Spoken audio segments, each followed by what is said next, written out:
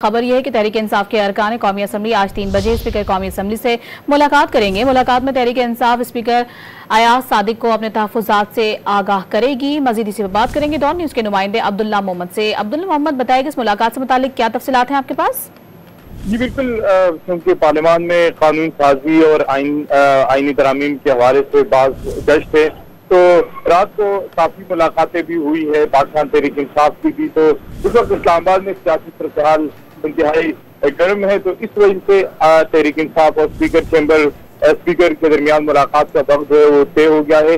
पाकिस्तान तहरीक इंसाफ को शक है कि उनके कुछ अरकान जो है वो जो हुकूमत को वोट दे सकते हैं, तो इसलिए तहरीक इंसाफ के अरकान ने कौमी असम्बली के जो स्पीकर है अयाज सादिक, उनसे मुलाकात की ख्वाहिश की है और अब मुलाकात का वक्त जो है वो 3 बजे तय किया गया है।